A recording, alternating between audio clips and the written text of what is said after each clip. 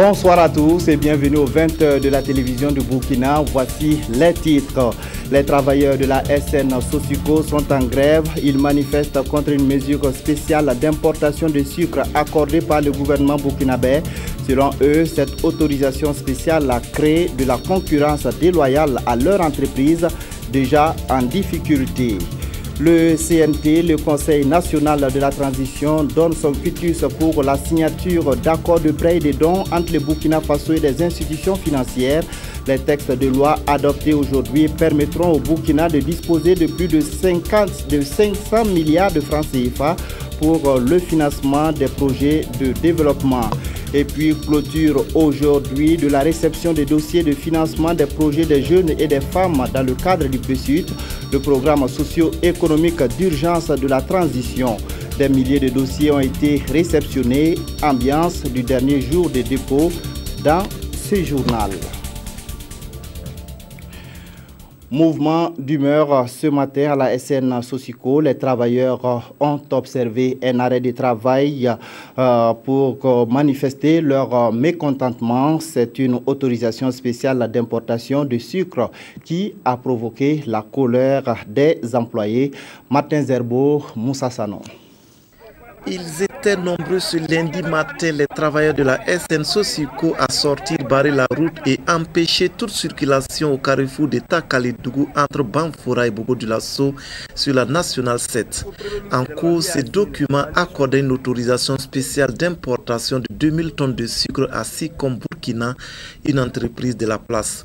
Pour les travailleurs, cette autorisation est illégale et constitue une menace de plus à la commercialisation du sucre de la SN Sosiko, une société qui court les risques de ne pas pouvoir honorer les salaires des mois prochains. Nous, on a 22 000 tonnes stockées dans nos magasins, Bobo comme Banfora. Il y a la Sosiko, il y a le sucre qui est exposé sous la pluie. Vous pouvez même aller constater. Tout le monde a vu, c'est pas quelque chose de mal au ventre, ce sont les yeux. Donc tout le monde a constaté que c'est réel ce que le DG a dit, qu'il n'y aura pas de salaire dans ce mois-là. Donc on a dit, bon, s'il n'y a pas de salaire, et puis on a eu l'autorisation là, on va manifester. À la direction de la SN Sosiko, l'ensemble comprend le mécontentement et l'inquiétude des travailleurs, même si la manière de les exprimer peut surprendre.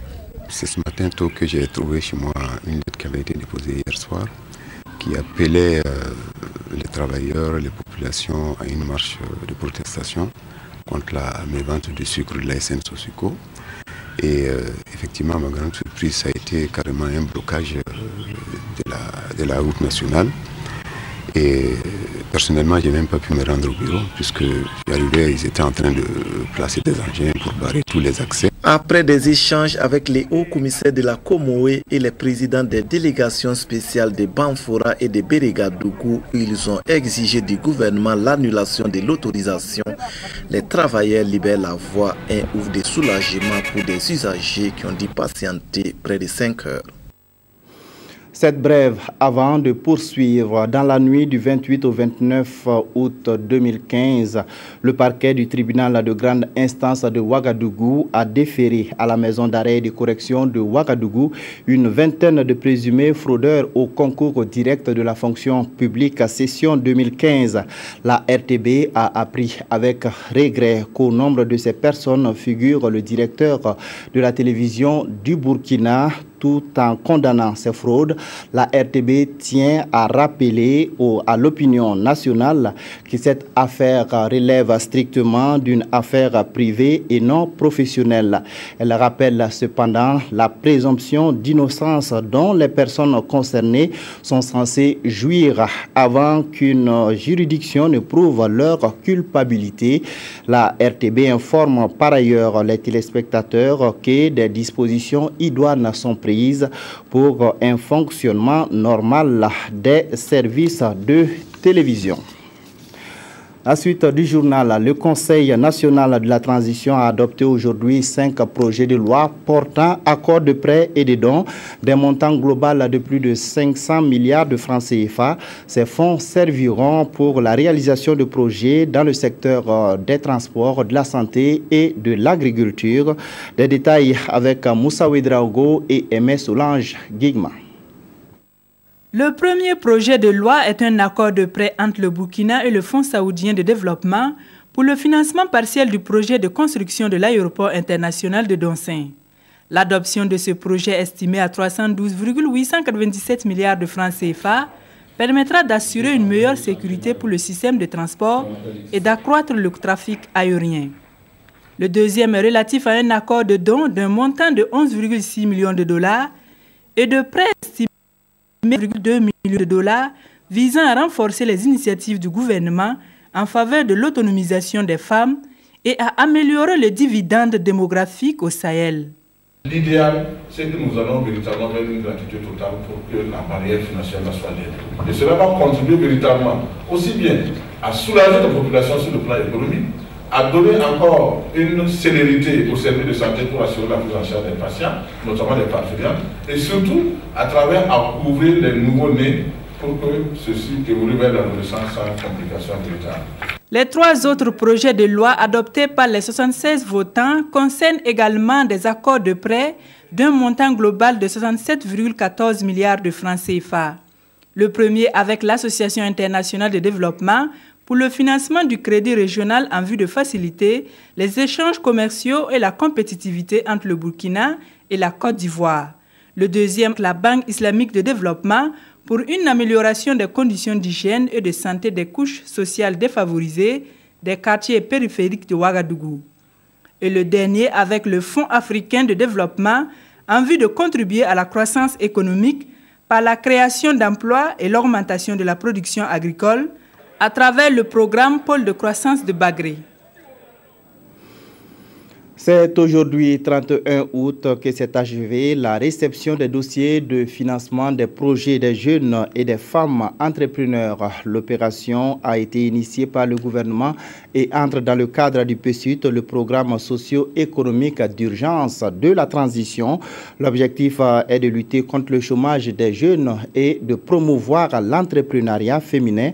Ambiance du dernier jour du dépôt des dossiers avec Evelyne Foro et Adama Koulibaly. En rang dispersé, ces candidats aux différents fonds de soutien au projet lancés dans le cadre du programme de secours d'urgence de la transition attendent de s'inscrire à ce dernier jour de la réception des dossiers. Cette affluence peut s'expliquer pour certains par la non-maîtrise du montage des dossiers. Souvent, on vient que les dossiers ne sont pas complets, ce n'est pas complet. Comme on ne connaît pas, ce qui est précisément les dossiers, ce qu'on doit avoir pour venir déposer là, ça fait en sorte qu'on vient à chaque fois, Jusqu'à aujourd'hui, on est venu, on a dit que c'est bon. Moi, je suis un vendeur de bétail. Donc, je voudrais un peu d'argent pour soutenir mon commerce. Ici, à la médiathèque municipale, un des 4 sites de la ville de Ouagadougou, des milliers de dossiers ont déjà été reçus depuis le début de l'opération au niveau du Fonds burkinabé de développement économique et social et du FEJ. En ce qui concerne les femmes entrepreneurs, jusqu'à présent, au niveau de la médiathèque municipale ici, nous avons reçu 75 dossiers pour l'instant. Et pour les 3 autres, nous sommes à 250. Depuis là, on a eu presque 600 inscrits. Oui, pour la formation. Et pour les plans d'affaires, on a reçu au moins presque 100 comme ça. L'opération de réception des dossiers a donc pris fin ce jour même et les différents promoteurs de projets n'attendent sans doute qu'une seule chose, mettre en œuvre leur entreprise grâce au soutien de l'État. À l'orée des campagnes électorales pour les élections couplées du 11 octobre 2015, la CENI, le PNUD et le ministère de la promotion de la femme et du genre forment les candidates sur les techniques de communication, de mobilisation de l'électorat et des ressources financières. Cette formation s'inscrit dans le cadre du projet d'appui aux élections piloté par le PNUD. Le point avec Lassina Ouattara et Janine Kambiri. Savoir communiquer efficacement avec l'électorat, acquérir la confiance en soi, l'affirmation de ses capacités en tant que leader politique, pouvant gagner la confiance des électeurs, être à mesure de présenter et d'articuler une vision et un programme politique. Tel est l'objectif de la formation initiée à l'intention des femmes candidates aux élections. Mais c'est pour leur donner des éléments qui leur permettent de mettre mieux en exergue leur leadership pour qu'elles soient mieux en même de compétir dans ces élections, surtout que parfois elles n'ont pas l'habitude de se présenter à ce type d'activité et de compétition électorale. Le ministère de la Promotion de la Femme et du Genre se réjouit de cette formation pilotée par le PNUD et qui fera émerger le leadership des candidates. Je crois que ce sera l'occasion vraiment pour elles de renforcer leurs compétences et de pouvoir en tout cas faire face à un certain nombre de défis qui s'imposent à elles afin vraiment de réussir leur campagne électorale. En 5 jours de formation, ces candidates pourront acquérir les aptitudes de base pour mobiliser les ressources financières indispensables à toute campagne électorale et la manière pour diriger efficacement une équipe de campagne en vue des élections législatives et présidentielles du 11 octobre prochain. La plaidoirie pour l'abolition de la peine de mort au Burkina Faso se poursuit. Après le barreau, les arguments contre la peine capitale viennent cette fois-ci du ministère en charge de la justice. Il a réuni des représentants des forces de défense et de sécurité, les autorités coutumières et religieuses et des patrons de médias pour en parler. Estelle Judith Assogba. Depuis la mise en vigueur de la politique nationale des droits humains et de la promotion civique au Burkina Faso, les pays ont l'obligation de protéger tous les droits humains, y compris le droit intangible à la vie. Pourtant, dans nos prisons, croupissent des condamnés à mort et d'autres condamnations du même genre continuent d'être prononcées parce qu'elles existent toujours dans l'ordonnancement juridique burkinabé. La nécessité et l'urgence d'abolir cette peine de la législation est à l'ordre du jour de cette rencontre. Notre pays est considéré sur le plan international comme un pays abolitionniste de fait, mais pas de droit parce que légalement nous n'avons pas procédé à cette abolition. Quels sont les avantages de conserver dans notre législation une peine que nous ne mettons pas en œuvre et qui crée aussi une certaine insécurité dans l'ensemble de nos maisons d'arrêt qui abritent ces condamnés à mort qui n'ont plus peur de rien en réalité. Donc cet atelier de sensibilisation vise à parler aux différents acteurs impliqués dans la chaîne pénale pour que nous parlions le même langage et que nous essayions d'aller vers l'abolition de la peine de mort de façon textuelle. L'intérêt de cette rencontre est de permettre à ces acteurs judiciaires, aux forces de défense et de sécurité, aux autorités coutumières et religieuses et aux journalistes de prendre connaissance du caractère avilissant et irréversible de la peine de mort, ce qui devrait susciter leur adhésion à soustraire cette peine du droit positif burkinabé. Opération de salubrité de certains services et lieux publics de la ville de Gawa. L'activité a été organisée vendredi dernier à l'occasion de la célébration en différé de la 26e journée mondiale de la population. Des précisions avec Justin Kambiré et Draman Kabouré. La journée mondiale de la population célébrée en différé à Gawa a été une occasion pour la direction régionale de l'économie et de la planification du Sud-Ouest de mener plusieurs activités allant dans le sens de la prévention des populations contre les risques liés aux catastrophes naturelles. Il y a le lancement de la journée de salubrité qui a permis d'abord hier de nettoyer le cimetière municipal de Gawa. Aujourd'hui, nous allons nettoyer le CHR aussi de Gawa. Il y a aussi d'autres activités, notamment savons que nous sommes en période où le palu est sévère un peu partout dans le pays et le sang manque un peu dans nos structures sanitaires. Et nous avons profité de la journée pour collecter du sang à l'endroit du CHR de Gawa. Selon le programme des Nations Unies pour le développement, plus de 37,5 millions de femmes, d'enfants et de jeunes sont victimes de catastrophes naturelles ou de conflits. Ces personnes sont parfois contraintes de quitter leurs habitations faute d'instabilité. Et le gouvernement de la transition burkinabé n'entend pas croiser les bras face à de telles situations. Lorsque des catastrophes genre inondations comme c'est le cas au Burkina Faso arrivent, que l'on puisse se prémunir par rapport à ces genres de catastrophes au fur et à mesure, parce que les gens ont des habitations, généralement un habitat non conséquent.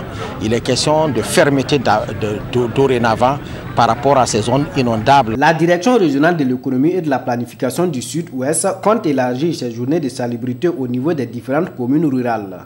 L'édition 2015 célébrée sous le thème « Les populations vulnérables dans les situations d'urgence » avait pour objectif de rendre hommage aux personnes en situation difficile. On pourrait qualifier l'exercice de petit pèlerinage. 1500 candidats au Hajj 2015 ont été initiés au rite à accomplir à la Mecque. L'initiative s'est déroulée à l'hippodrome de Ouagadougou. Elle vise à mieux préparer les candidats à l'accomplissement du 5e pilier de l'islam. Ibrahim Sombier, Dramandadia. 7 fois le tour de la Kaaba, ici symbolisé par cette boîte géante. 7 fois Safa et Marwa, et c'est parti pour l'ensemble de rites qui entourent le pèlerinage musulman. Des rites enseignés à des candidats au Hajj afin que l'accomplissement du 5e pilier de l'islam se déroule selon les règles de l'art. Ce matin, c'est de faire la pratique pour que les gens comprennent quel est l'effort qui les attend là-bas, quel est le travail réel qui les attend. Parce que le fait d'entendre que, bon, ici on doit faire ceci, ici on doit faire cela, dans la réalité, quand ils vont arriver là, ils vont se rendre compte que ce n'est pas aussi aisé. Et donc, c'est déjà pour les mettre en situation réelle. C'est aussi le lieu de sensibiliser les futurs pèlerins sur le port des tenues pendant le Hajj, la préservation de leurs moyens matériels et financiers et tout autre fait et geste nécessaire pour un bon déroulement du pèlerinage. Cette initiative va énormément beaucoup en tout cas nous aider dans l'exercice en tout cas de notre Hajj à la Mecque. Compte tenu qu'à travers les formations théoriques qu'on a eues, il nous manquait énormément la pratique pour qu'on voie, on touche du doigt en tout cas les réalités que nous devons en tout cas avoir à faire à la Mecque. Le premier vol pour le lieu saint de l'islam est prévu pour le 7 septembre prochain. La présente formation qui a regroupé 1500 inscrits est l'œuvre de la coordination nationale des agences de voyage pour l'organisation du Hajj et de la Umrah. 6 mois après l'interruption des émissions de la chaîne de télévision Canal 3 est en train donc de renaître de ses cendres après de longues tractations entre la direction générale et le personnel. Un accord vient enfin d'être trouvé sous la médiation du ministère en charge de la communication et des syndicats de ce département. Gérard Sommet, Dramandadia. Enfin, un accord vient d'être trouvé entre la direction et le personnel de Canal 3 après 6 mois d'interruption des émissions de cette télévision de proximité. Effectivement, il y a eu des tractations, ça n'a pas été facile, les discussions en discussion. Bon, c'est comme on a dit, le PDG l'a dit, chacun a mis de l'eau dans son vin, on a trouvé des concessions. Pour le moment, c'est là-dessus. Le protocole, c'est comme on l'a dit, il y a des accords qui ont été pris. Mais pour le moment, on ne peut pas tout dire parce qu'il faut reprendre le travail d'abord avant de voir ce que ça va donner. On a signé un accord pour la reprise des travaux de la chaîne Canal 3, la chaîne de tout le monde. Je pense que de reprendre naturellement comme avant. Ce protocole d'accord signé ici est l'aboutissement d'un long processus sous la médiation du ministère en charge de la communication, mais aussi des syndicats du dit département. Nous avons quand même participé à son élaboration et il y a eu des clauses pour que les deux parties puissent véritablement travailler en symbiose pour le développement de la chaîne et surtout pour que la chaîne retrouve son lustre d'antan. Et c'est aussi le souhait des protagonistes qui ambitionnent mettre les bouchées doubles pour renouer avec les téléspectateurs de la télévision Canal 3. Monseigneur Anselme Titiama Sanou était l'invité de l'émission Tapis d'honneur de la radiodiffusion nationale du Burkina. Plusieurs points de l'actualité nationale et internationale comme l'homosexualité ou les élections du 11 octobre ont été abordés. Des précisions avec Lamine Karantao et Amadou Lougué. 2 heures d'entretien avec Anselme Titiama Sanou. De la religion au social en passant par la politique. L'évêque émérite s'est exprimé sur la polémique autour du mariage chez les prêtres, le rôle joué par l'Église dans la politique au Burkina Faso et le débat sur l'homosexualité. Aux penseurs, aux responsables que je fais appel, l'intelligence africaine a fonctionné de génération et de génération. C'est pas parce qu'elle a été un peu fécondée par l'intelligence ou la méthode occidentale que nous devons tout avaler. Autre point abordé au cours de l'émission Le Tapis d'honneur, l'exhumation du corps du président Sankara, la transition au Burkina Faso ou les élections à venir. L'invité du jour de cette émission radiophonique invite chaque Burkinabé à s'aimer dans son cœur le germe de la paix. Qui ne veut pas la paix? Les intellectuels y pensent. Un peuple de paysans, qu'est-ce qu'on désire? C'est la paix. Le monde des affaires a commencé par le regretté Kanazoé.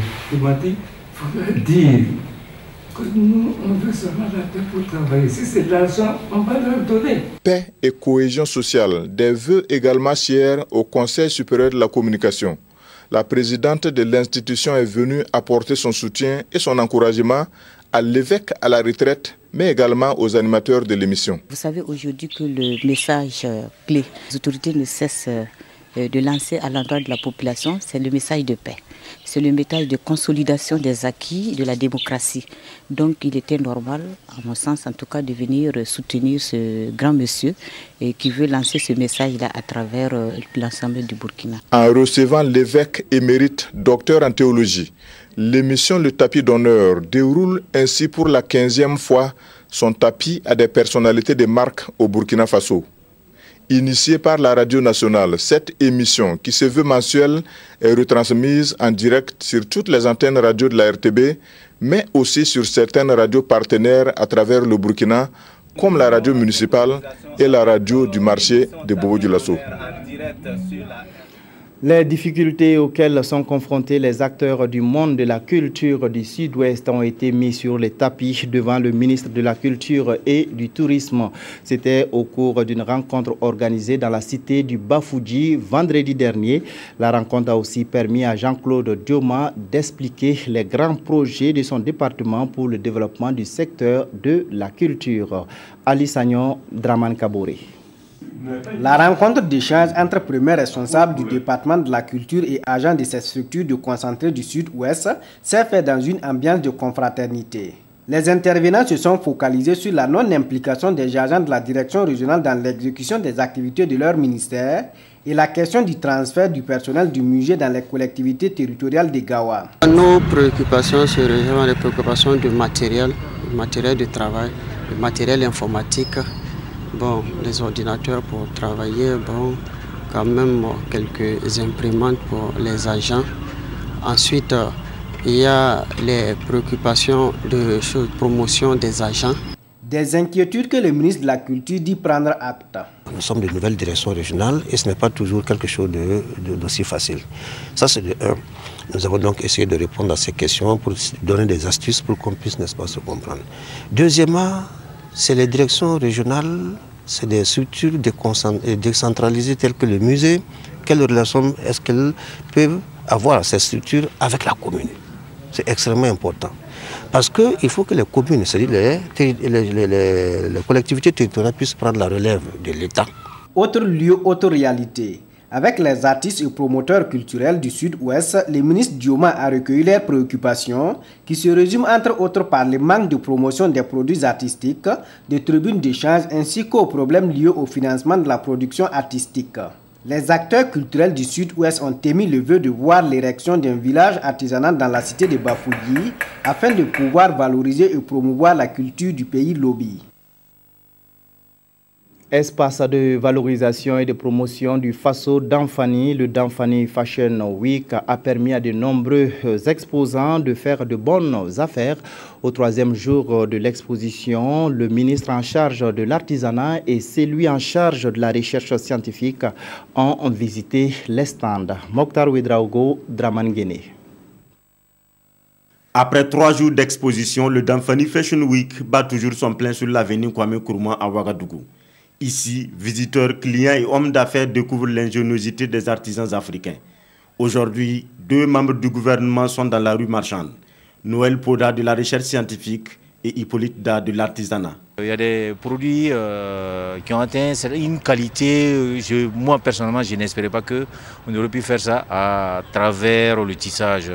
Donc je suis vraiment satisfait. J'ai trouvé qu'il y a des techniques de production des métiers à tisser qui sont des métiers innovants qu'il faut chercher à protéger. Il y a des motifs aussi qui sont des motifs très nouveaux. Et ces motifs méritent que ça soit protégé, sinon bientôt vous allez voir d'autres personnes reproduire. Ici, des produits vestimentaires dont la matière première est produite en Afrique, tissés en Afrique et cousus par des stylistes africains sont accessibles à toutes les bourses. Que de bonnes affaires donc pour les exposants. Après un stage, je pense qu'en 2 jours, les artisans qui sont venus de toutes les régions et des pays invités sont vraiment satisfaits. Depuis que nous sommes venus là, vraiment, nos produits là, ça a bien marché.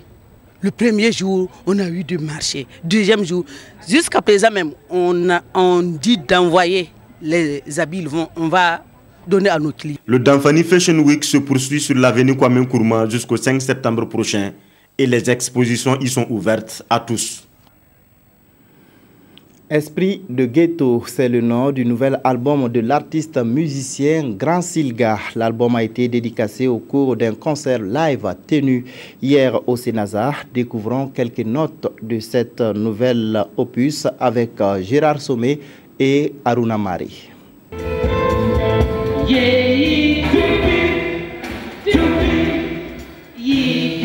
Le Cénazar aux couleurs du reggae. Nous sommes au concert dédicace du Grand Silga.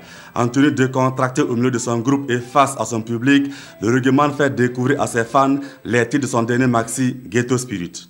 Le maxi Ghetto Spirit, comme je l'ai dit, ghetto, ce n'est pas comme dans les arrière-quartiers où il y a les bas-quartiers. Ghetto, c'est les laissés pour compte. Donc c'est l'esprit des laissés pour compte. Donc l'album est composé de 4 titres. J'ai mis la paix comme 5e pour remercier le peuple burkinabé d'avoir su tenir son tempérament. Une prestation qui ne laisse pas le public indifférent.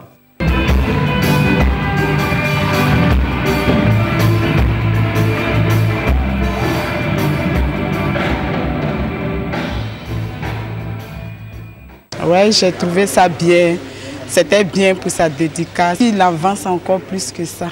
Sinon, vraiment, c'était impeccable. Ce concert dédicace permet aussi à 12 artistes musiciens de s'exprimer en levée du rideau.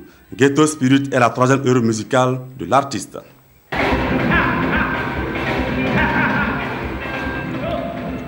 Quels sont les sujets qui ont intéressé nos confrères de la presse écrite? La réponse avec Issa Lankwande qui signe pour nous la revue de presse du jour.